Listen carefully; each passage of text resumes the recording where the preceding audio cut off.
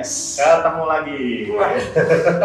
Kita ketemu di tempat yang baru lagi nih. Wow, iya kali ini kita tempatnya di Bruins Cafe ya. Top. Iya, Ini Bruins tempat- Cafe juga tempatnya asik banget ya. Ya, Jadi ya. kalau kita lihat ya pemandangannya dekorasi Interiornya keren ya. interiornya bagus banget ya. Kalau ini kan bertema ini ya Paris ya. Oh iya. Iya, bertema Paris gitu ya. Bahkan Terus- bukan cuma tempatnya bro yang keren bro, sajiannya bro. Nah, itu dia. Ada. Nah, ini saya pesan Vietnamese Mantap. Vietnamese drip. Iya, kalau saya pesan honey lemon ini. Honey lemon ya. Honey Coba lemon. dulu, Bapak. Kita coba ya. Permisi ya. Ya. Silakan dibuka. Ya, jadi kita tetap menjaga terus protokol kesehatan ya. Jadi kita ngambil memang sengaja pagi-pagi nih Bapak biar nggak banyak orang, ya. Dan di sini juga menjaga protokol kesehatan Pak sesuai dengan peraturan dari Pemda. Hanya 25% capacity kan kalau dari Pemda.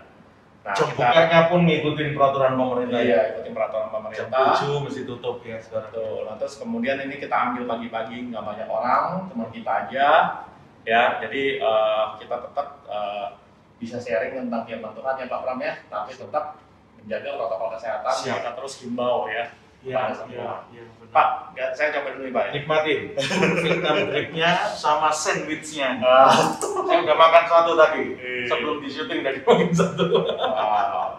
Kalau tadi saya sambil mulai nunggu juga nyobain soto ayamnya Pak. Ya. Gimana? Wah, Mantap. asik soto ayamnya. Ya segar-segar lah pagi-pagi. Siap. Yang kuat-kuat. Sebelum kesini saya udah sarapan, jadi saya pesennya sandwich dan bisa dinikmatin yang lain juga. Saya Nah, nggak kita bisa lupa. coba dulu ya. Kita Iya. coba dulu. Ininya juga seger. Honey lemonnya. Nah, jadi dia kopinya house blend. Pak. Oke. Ya. Kebetulan yang punya Bruins ini juga anak Tuhan juga. Wow, salam kenal. Iya. Thank you buat tempatnya. Ya, jadi Bruins Cafe itu lokasinya di apartemen Brooklyn Alam Sutra ya. Alam Sutra ya. Jadi bolehlah saya bahas yang Mau datang ke kemarin. sini. Kalau waktu saya juga minta izin sebelumnya ya Untuk acara kita kita ya. diskusi ngobrol-ngobrol gitu Iya. ya. Sekali tempatnya dan lumayan yang dapat agak price tempatnya. VIP. Asik banget ya. Oh ya Pak Pram, Gimana? boleh buka Biar buka ya. biar kelihatan ya. Jelas juga ya. Ya toh saya udah pakai protokol. Dan jadi tidak ada yang aman. lain kan, ya. Kecuali kameramen. Ya kita. Oke. Kalau gitu Pak Pram, sebenarnya saya masih penasaran lanjutan yang kemarin Pak Pram. Kemarin kita di Owners Cafe ya. Yes. Oh, ini sebelahnya ya. Ini pas seberangnya Owners Cafe ya. Iya. Beruntung lah Brooklyn ini ada 2 tempat kafe yang ada lagi nanti di satu lagi tempatnya menarik juga. Ya. Jadi beberapa tempat yang menarik. Episode berikutnya. Episode Iya. Ya, kalau kemarin itu kita bahas tentang gereja rumah ya Pak Pram. Iya. Tentang gereja rumah. Gereja yang identitasnya adalah keluarga. Iya, identitasnya keluarga, ya bukan gedung ya bapaknya, tapi orang ya. Orang. Orientasinya di orang dan hubungan. Iya, hubungan. Nah, apalagi kalau kita juga mengacu bahwa kerinduan Pak Pram juga tentang gereja ya Pak Pram. Menuju usia yang setengah abad ke depan, 50 tahun. Ya, saya coba juga menangkap tuh hati Tuhan tentang gerejanya itu kayak apa sih. Ya, paling tidak saya dari kecil, dari umur 11 tahun sudah kenal itu Tuhan lewat gerejanya. Tapi dalam perkembangan berikutnya saya menangkap lebih lanjut tentang gereja yang dirindukan Tuhan. Gereja yang didambakan Tuhan. Saya nggak boleh bilang bahwa gereja yang hari ini bukan yang Tuhan rindukan. No, ya. Semua proses, bro. Ya. Semua perjalanan. Biar makin ke sini kita menjadi gereja seperti yang dirindukan Tuhan. Mungkin saya pun belum sempurna atau bergerak di bidang pelayanan pun masih banyak kekurangannya. Tapi yuk sama-sama menuju seperti yang Tuhan mau. Tuhan mau. Nah itu. Dan yang memang berarti gereja kan bukan masalah merek ya Pak Pram ya. Saya mempercayai seperti itu, bukan urusan merek, bukan bicara tentang sinodenya, ya, tetapi mau kiprahnya, bentuknya yang seperti yang Tuhan mau. Ya, apalagi kalau di episode kita yang waktu itu Pak Pram juga sempat diingatkan ya. Jadi Ya. Jangan juga punya gereja yang mereknya tanpa nama. Itu powerful message buat warning atau aware buat saya, yang bikin saya aware. Ya, kamu tanpa merek, kalau kamu tidak sadar tanpa merek adalah merek. Iya. Tapi sebenarnya gimana sih Pak Rom soal gereja dengan tanda kutip merek ya? Gitu ya. Iya. Menurut Pak Rom gimana? Saya pikir begini, saya tidak mau membahas karena itu. Ya, yang saya mau bahas adalah apapun kita, dimanapun kita berada, yuk kita tangkap Tuhan tuh mau gerejanya itu seperti apa. Gitu. Nah, hari-hari ini yang salah satu yang muncul di perenungan saya adalah gereja itu ternyata brandingnya kurang jelas. Apa itu branding? Kurang dikenal. Ini di gereja itu ada apa sih? Dalam tanda kutip, jualan apa sih? Contoh, itu satu teman rekan kita satu kali datang ke komunitas dan dia sharing dengan kita. Kalau dia sebut satu kata, yang muncul di benak kita apa? Mungkin Bro Matius atau yang lain juga ingat waktu rekan kita Pak Herman datang dan dia berkata, kalau saya sebut Starbucks katanya, wah langsung kita semua yang hadir saat langsung bilang kopi. Waktu Pak Herman bilang Adidas, wah kita sepatu ya, sepatu sepak bola gitu ya. Begitu dia sebut apalagi Garuda, kita langsung bilang tiket pesawat, pesawat terbang gitu. Begitu dia sebut misalnya Marlboro, wih semua yang hadir langsung kan ngomong rokok. Terus dia bilang, kalau dia sebut gereja, wih tiap kita punya jawaban yang berbeda-beda loh bro. Ya, saya jawab mungkin gereja adalah tempat doa, yang lain lagi gereja adalah gedung dengan tanda salib, yang lain lagi bilang gereja yang ada persembahan duit kolektor. Tapi prinsipnya gini, kenapa ya ketika disebut gereja jawabannya kok banyak? Beda-beda gitu ya. Beda-beda banyak, bukan salah atau benar. Ya mungkin semua jawabannya benar, tidak ada yang salah. Tapi pertanyaannya kenapa waktu disebut gereja kok nggak sama dengan waktu disebut Starbucks, Adidas, Garuda, atau yang lain. 50 orang, 100 orang, jawabannya satu. Kopi, sepatu sepak bola, pesawat terbang misalnya gitu ya. Tapi begitu gereja, 5 orang, jawabannya bisa 10 bro. Tiap orang punya 2 jawaban yang berbeda. Kesimpulannya adalah, gereja ini brandingnya nggak jelas bro. Gereja ini jual apa nggak jelas. Kalau bahasa marketplace-nya, gereja ini memproduksi apa nggak jelas. Lah buktinya lihat, kalah jelas sama Starbucks.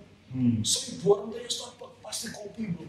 Padahal beberapa orang kalau ke Starbucks belinya green tea bro. Di Starbucks itu kopi saja ya. Belinya green tea, belinya tumbler. Betul juga. Tapi yang bicara kopi bro. Ya kan? Begitu kita bilang Garuda, kita langsung image-nya pesawat terbang, tiket pesawat. Nggak ada yang jawab kaca. Oh iya juga kacang Garuda ya. Kecuali rekan kita yang di Pati. Kacang. Tempatnya kacang Garuda. Tapi nggak ada yang jawab kacang, yang ada adalah Garuda pesawat. Iya toh. Adidas itu juga ada fashionnya loh, ada jaket, ada kaos, celana tren, tapi nggak ada yang bicara fashion, langsung sepatu sepak bola. Prinsip apa? Artinya brandingnya Adidas tuh memang kuat di sepatu sepak bola. Garuda itu brandingnya kuat di pesawat terbang milik Indonesia yang hebat itu. Iya tau, brandingnya Starbucks kuat di kopi, brandingnya gereja nggak jelas. Lah 5 orang jawabannya bisa 20. Sementara yang lain 100 orang jawabannya 1. Nah disitulah saya mulai wacana, mestinya gereja itu apa brandingnya yang harus dibangun dengan kuat. Nah gara-gara sharing dari teman kita Pak Herman datang, ya saya itu mengaitkan dengan sebuah WA yang pernah masuk di handphone saya. Satu rekan waktu itu kalau tidak salah 31 Januari 2018, jadi kira-kira 3 tahun yang lalu bro, waktu ada terjadi fenomena alam yang namanya super blue blood moon. Iya. Pak Matius masih ingat Iya, waktu itu bulan katanya paling dekat dengan bumi, ada gerhana bulan, lalu memerah, waduh. Dan itu menjadi fenomena yang dengar ceritanya 150 tahun sekian sekali baru terjadi. Jadi itu yang kemarin yang terakhir yang kita lihat, umur kita mau lihat lagi 300 tahun 150 sekian tahun sekali, waduh. 150 ya. 150 tahun sekian sekali baru terjadi super blue black moon. Waduh, 3 fenomena bulan dengan bumi yang paling dekat atau apa yang terjadi bersamaan. Ya, dalam 1 bulan kalau nggak salah 2 kali bulan purnama itu.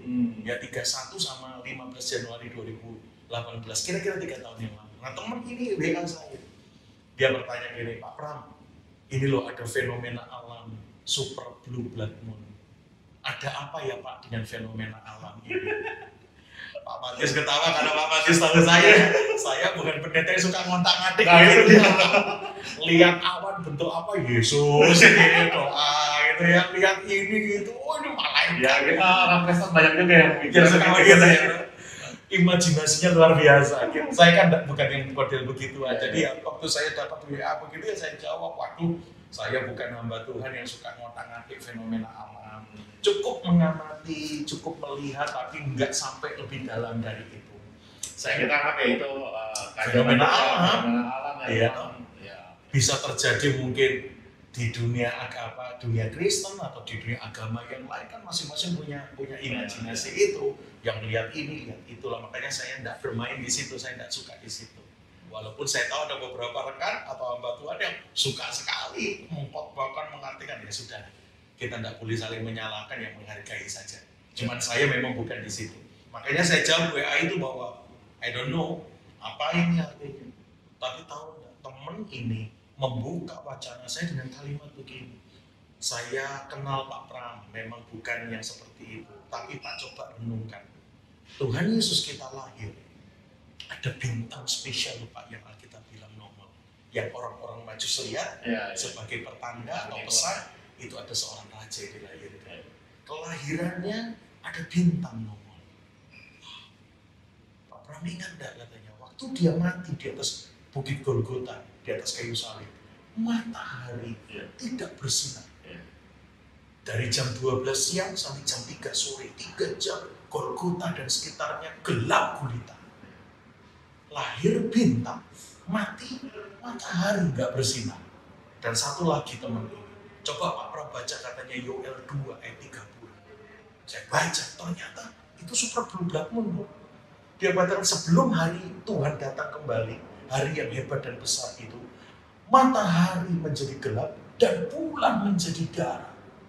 Wah, waktu saya baca ini semua, saya mulai ngasih konsentrasi khusus.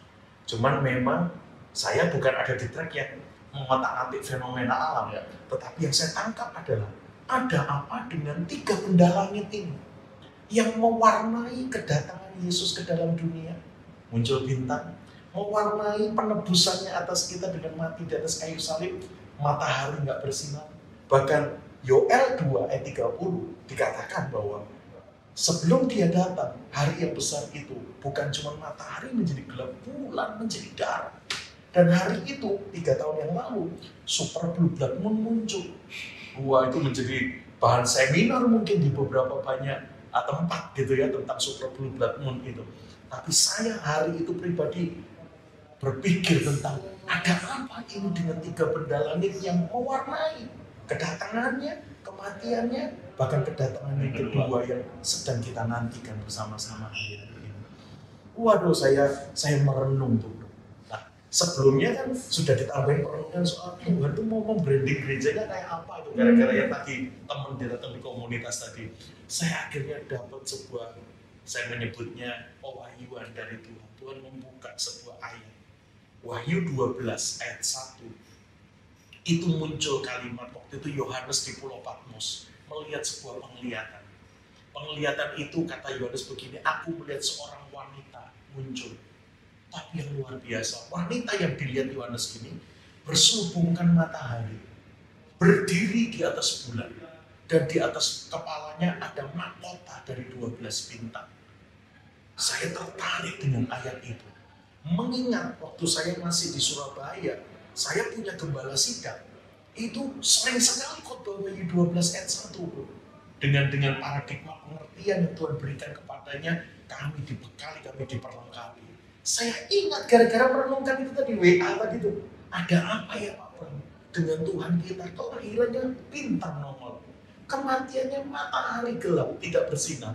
Kedatangannya yang kedua, bulan menjadi darah. Waduh, ada apa dengan 3 benda lain? Saya ingat Wahyu 12 ayat 1 itu.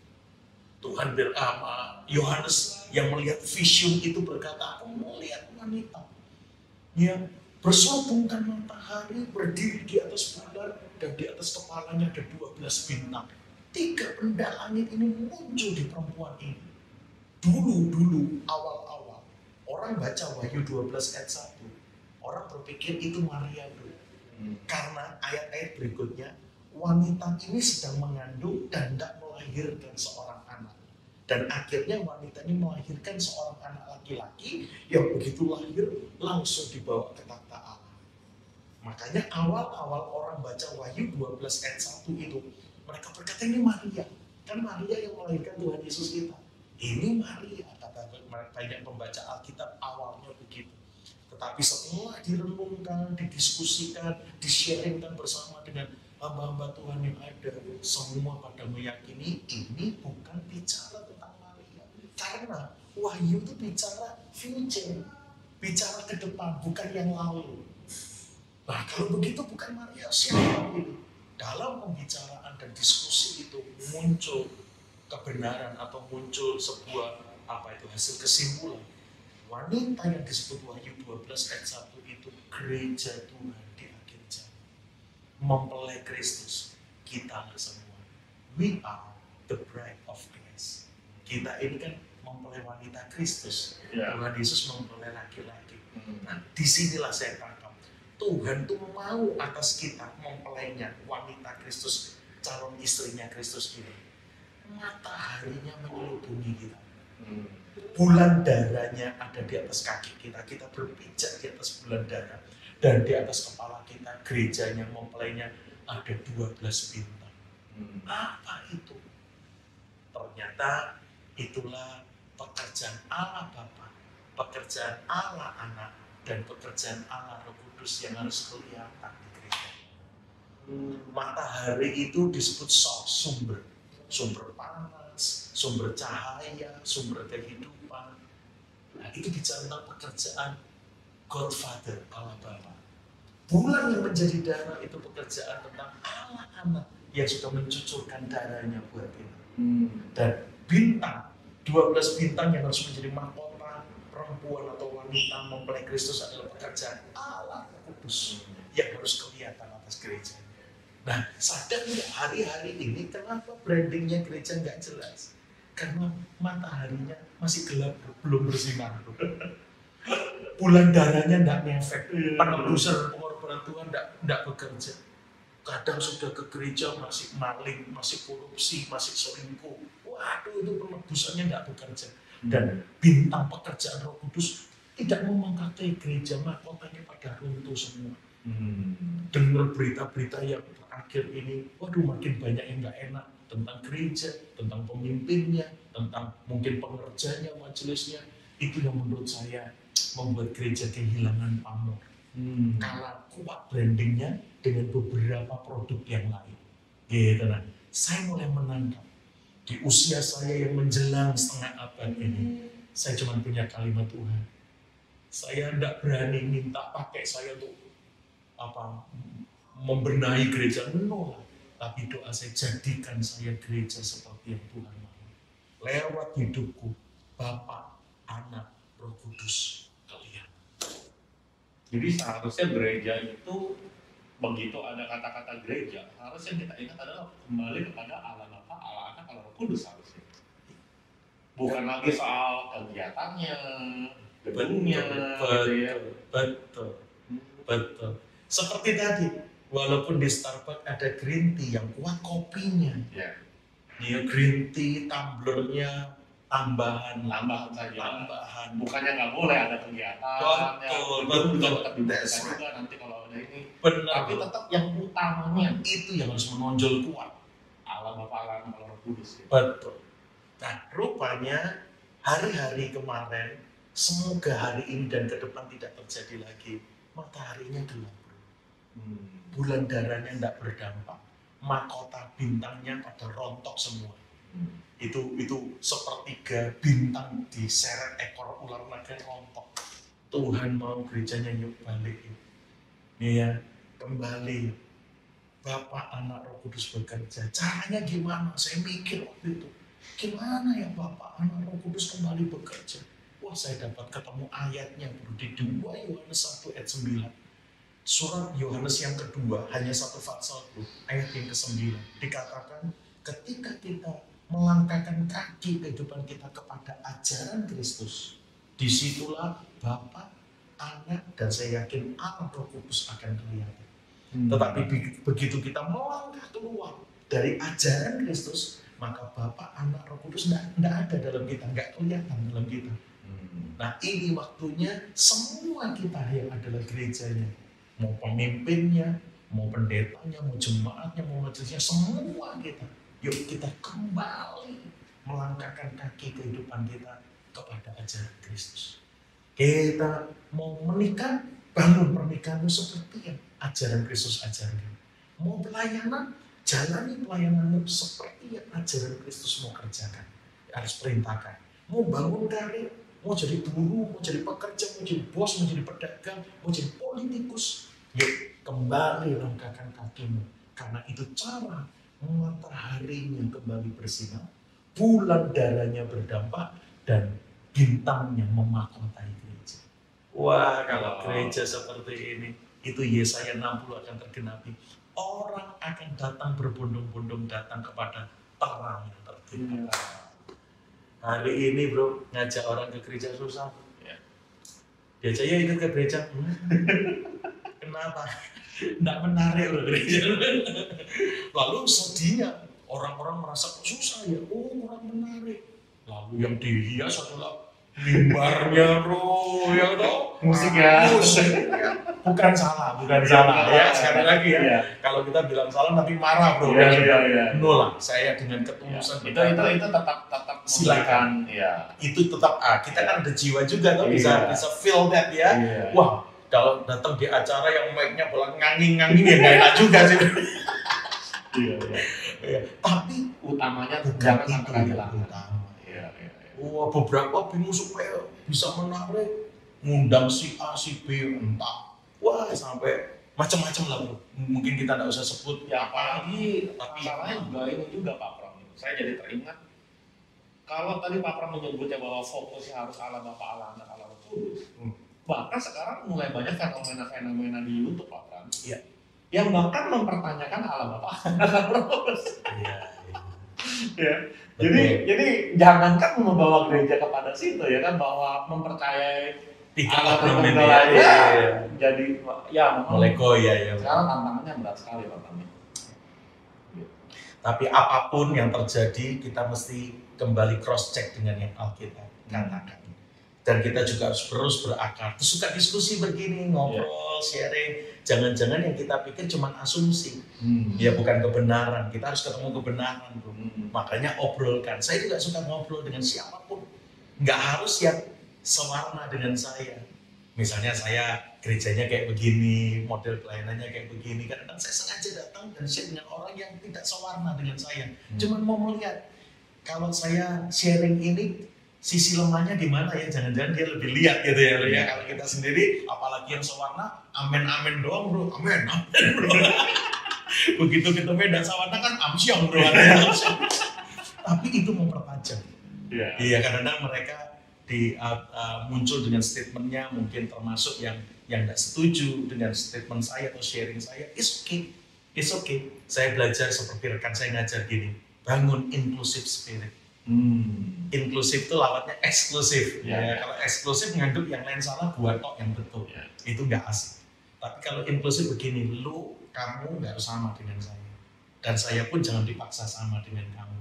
Tapi tetap bisa duduk bersama, ngobrol, bahkan dapat kesempatan gerak atau berkarya sesuatu buat Tuhan yang kita lakukan. Nah, saya akhirnya share dengan banyak rekan bahwa ayo kembali, biar lewat kita Bahkan itu menjadi tekad saya, Tuhan, di usia saya yang bakal nyampe ke 50 tahun. Sekian waktu Tuhan sudah percayakan saya ada di dalam dunia pelayanan. Semoga yang saya kerjakan memang seperti itu yang Tuhan mau. Gereja yang didambakan Tuhan, dirindukan Tuhan. Apa itu? Gereja yang Bapa, Anak, Roh Kudus nyata di dalam. Nyata. Saya jadi tambah penasaran, Pak. Gimana? Jadi kita kan mau membuat supaya gereja itu yang utamanya kembali kepada Allah Bapa, Allah Anak, Allah Roh Kudus. Iya. Nah, sekarang menjadi pertanyaan saya, bagaimana caranya supaya gereja itu kembali kepada Allah Bapa, Allah Anak, Allah Roh Kudus? Ini peranannya siapa, Pak? Peranannya gembalanya, jemaatnya, lalu aktivitas yang harus dilakukan apa gitu loh, supaya yang menjadi sentral utama adalah Allah kita gitu. Bahkan dalam obrolan kita ini, kita sudah sepakatin dari awal. Ini bukan tentang saya, gitu ya, Bro. Semoga obrolan kita ini sampai beberapa episode yang akan kita buat, ya, semua tentang ceritanya Tuhan. Yes. Yang muncul dalam kita. Gimana caranya? Nah, saya punya kalimat dimulai dari pemimpin gereja, dimulai dari Bapak Ibu rohani, ya. Ya, karena anak-anak biasanya akan tumbuh seperti apa Bapak Ibu mendidik dan membesarkannya. Makanya mulailah dari pemimpin. Mulailah dari semua kita yang dapat kesempatan jadi pemimpin di rumah, jadi pemimpin di kantor, di sebuah acara, di apapun termasuk di gereja. Kita mulai dari sana. Ngasih teladan yang betul. Ngasih contoh-contoh kehidupan yang betul. Kalau toh salah, seperti sharing saya episode sebelumnya, kita masih bisa salah, tapi jangan biasa berbuat salah, ya kan? Kita masih bisa berdosa atau jatuh, tetapi kita bukan orang yang langganan jatuh dalam dosa. Ketika kita akui, kita tinggalkan, itu juga jadi teladan dan warisan yang baik buat anak-anak kita. Jadi kalau ditanya, peranannya siapa? Mulai dari pemimpin. Mulailah dari pemimpin. Ya, seperti doa saya, mulai dari saya Tuhan. Untuk keluarga saya, mulai dari saya Tuhan, untuk komunitas di mana saya dipercaya memimpinnya. Saya mulai dari saya. Saya nggak bingung membenahi orang lain, saya juga nggak lebih baik dari mereka. Tapi saya benahi diri saya. Paling tidak, waktu saya membenahi diriku, istri anakku melihatnya, kena dampaknya. Orang-orang yang Tuhan percayakan saya mentor, saya pimpin, melihatnya. Dan cukup itu dulu. Ya, kalau terbukti kita memberkati ini, Tuhan biasanya akan pakai untuk lingkup yang lebih luas. Kan selalu begitu, Bro. Kita dipanggil jadi saksi di Yerusalem dulu. Kenapa? Lah, Roh Kudus dicurahkan di Yerusalem. Ya tunjukkan kita jadi berkat di Yerusalem dulu. Begitu kita jadi berkat di Yerusalem, meluas ke Samaria, ke Yudea, bahkan sampai ke ujung dunia. Dimulai di mana kita. Malah kadang-kadang orang terlalu sibuk ngurusin di luar, Pak. Iya. Malah di keluarganya kacau ya, Bro. Iya.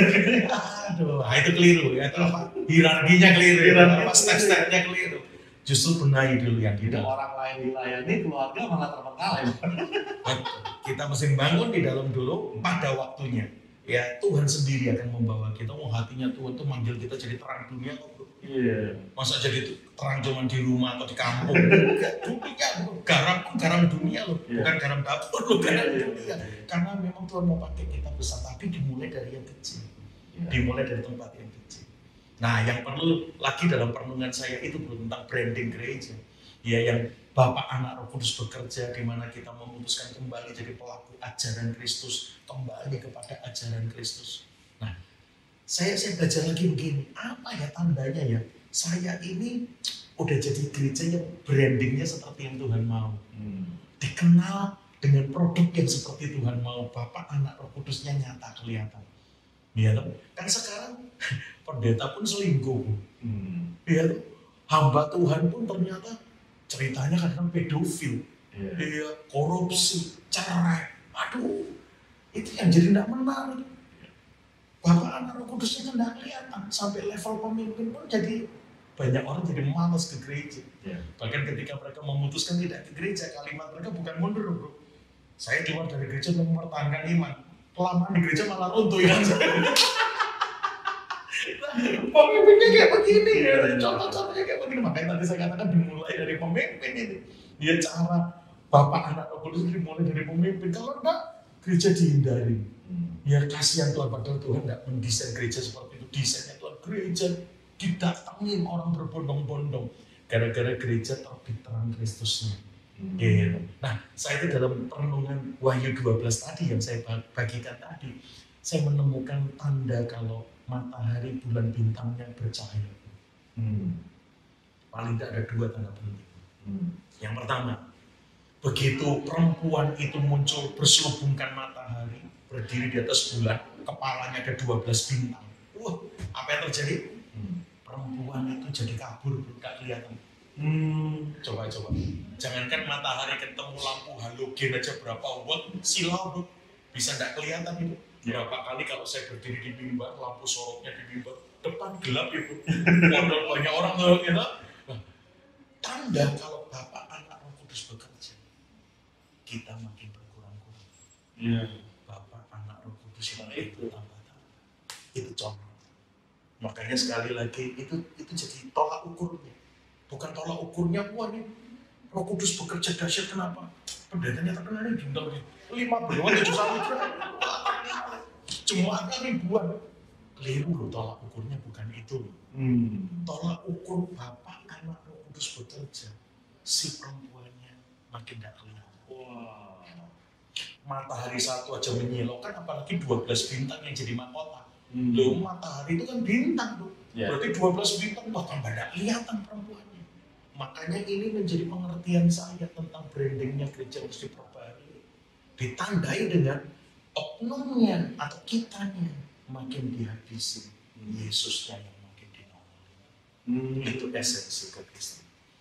Makanya saya kadang-kadang kalau ditanya, Pak bisa kirim foto enggak untuk jadi pembicara? Gak usah foto, kan saya lagi melatih untuk mengingatkan. Jangan kamu yang kelihatan, gitu ya. Walaupun beberapa udah zamannya masih pasang foto lah sekarang, bla bla bla, tapi ya sudah. Tapi saya mengingatkan. Nggak dikasih juga nyari sendiri di Google. Ya itu. Dan ternyata saya suka masukkan foto. Berarti pramononya masih kelihatan. Nah, sambil sharing ini saya diingatkan lagi bahwa kalau Bapak Anak Roh Kudus bekerja, tanda yang pertama, kitanya harus makin habis. Nah, kalau toh kitanya terkenal, pastikan egonya yang makin habis. Mementingkan diri sendiri dan sebagainya. Kadang-kadang ya kelihatan, ternyata namanya Pramono kayak begini bro ya. Ya Pramono Limanto seperti ini ya. Tapi yang penting, orang setelah kenal saya, hubungan dengan saya, mereka melihat Yesusnya dilihat. Bukan egonya, bukan kehendaknya sendiri. Itu. Terus yang kedua, tanda yang kedua, kalau Bapak Anak Roh Kudus bekerja, matahari, bulan, bintang bercahaya semua. Kita akan dipakai jadi mempelai Kristus, gereja Tuhan yang melahirkan melahirkan generasi ilahi. Orang-orang, siapapun yang kita mentor, siapapun yang Tuhan percayakan kita muridkan, itu tahu-tahu lahir dengan kualitas raja. Karena anak yang dilahirkan di Wahyu 12 itu langsung dibawa ke takhta Allah, memerintah bersama Tuhan. Secara apa tuh? Dia menjadi pemerintah baru, lahir baru, tapi kualitasnya kualitas raja-raja tuh. Kita mesti rindu itu. Seperti kampus deh. Nah, Pak Markus kan juga dosen. Kampus A, kampus B itu kenapa dibilang terkenal? Apa gara-gara kampusnya bangunannya triliunan? Bukan. Karena alumninya. Lulusannya dicari orang bro. Belum lulus aja ditunggu. Baru semester 7 skripsi dan tunggu. Lulus ikut saya ya. Saya ingat dulu saya kuliah di Surabaya di UK Petra juga begitu bro. Jadi bukan cuma Prasetya Mulia dan Pinus di mana. Markus juga jadi dosen di sana. Lulusannya ditunggu. Itu bro. Kita mesti jadi gereja yang lewat kita lahir orang-orang yang keren. Kayak Daud keren ceritanya ngalahkan Goliat, spektakuler. Tapi jangan lupa kehebatan Daud bukan cuma dilihat dari Daud. Lahir orang-orang yang tidak kalah dengan dia, mengalahkan Goliat yang lain. Bahkan di Kisah 5, kesuksesan Tuhan Yesus kita dilihat oleh seorang Gamaliel itu dari regenerasi. Waktu itu kan Rasul-Rasul ditangkap, yaitu mau dibinasakan gara-gara orang Yahudi nggak suka dengan Yesus dan murid-muridnya. Terus muncul seorang namanya Gamaliel. Nah Gamaliel gurunya Paulus, yang waktu itu masih jadi Saulus namanya. Gamaliel orang yang sangat dihormati bro. tokoh masyarakat, tokoh agama yang hebat. Atau dia bilang, aku mau ngomong dengan kalian. Itu dicatat di Kisah Para Rasul pasal 5 ayat 34 dan seterusnya. Dia bilang begini, sudah biarkan mereka ini. Dulu sebelum Yesus dan mereka-mereka yang kamu tangkap ini rasul-rasul Tuhan, ada orang namanya Teudas. Dia punya pasukan, punya anggota 400 orang. Ini Yesus cuma 120, sepertiganya ini 400 orang. Tapi begitu Teudas mati, cerai belah pasukannya, bubarlah anggotanya. Dan sekarang tidak ada ceritanya. Lalu muncul berikutnya ada orang namanya Yudas. Muncul kudeta dengan pemberontakan. Tapi begitu Yudas ditangkap dan mati, maka cerai belah anggotanya. Lalu Gamaliel bilang, kalau ini sama kualitasnya dengan Teudas dan Yudas, biarin aja, buyar sendiri. Bubar sendiri. Tapi kalau ini beda, kamu tidak bisa membuktikan. Dan ternyata itu betul tidak bisa dihentikan toh. Yesusnya tidak ada, mereka bilang Yesus mati, mayatnya dicuri, padahal yang betul bangkit. Tapi yang pasti kan Yesus tidak ada toh, udah kembali ke rumah Bapak, duduk di sebelah kanan Bapak. Tapi penerusnya ini yang makanya gereja yang di branding Tuhan sampai Bapa, Anak, Roh Kudusnya kelihatan. Tandanya dulu kebenaran Kristus nyata di sana. Orang hubungan dengan gereja itu atau pemimpin itu siapapun, mereka lebih lihat Tuhan daripada lihat si pribadi orang itu. Dan yang kedua, di gereja itu muncul regenerasi. Muncul orang-orang lain yang dimentor dan dilahirkan bahkan lebih keren dari yang mementor. Wah, itu doa dan harapan guru di usia 50. Muncul gereja seperti yang Tuhan. Wah, keren banget ya Bapak. Ternyata banyak sekali ya teman-teman kita yang kita lihat dari ini ya. Ini yang bikin kita tambah tajam bro. Minum lagi. Iya. Semoga obrolan seperti ini memberkati gereja Tuhan dan siapapun. Kita tidak merasa lebih pintar menggurui, no. Kita cuma berbagi share ini yang saya dapat. Dan saya berdoa di usia 50 muncul seperti itu. Oke Pak Pram, ini sekali lagi saya merasa sangat diberkati ya dengan perenungan Pak Pram. Thank you udah sharing-sharing ke kita ya. Kita berharap bahwa sharing hari ini kali ini bisa memberikan inspirasi ya buat kita, juga buat orang-orang siapapun juga ya, bahwa memang PR kita masih banyak. Ya. Kita belum sempurna, kekurangan. Yuk terus. Ini ada hal yang perlu kita diingatkan kembali supaya yang makin terdepan adalah Allah. Ya.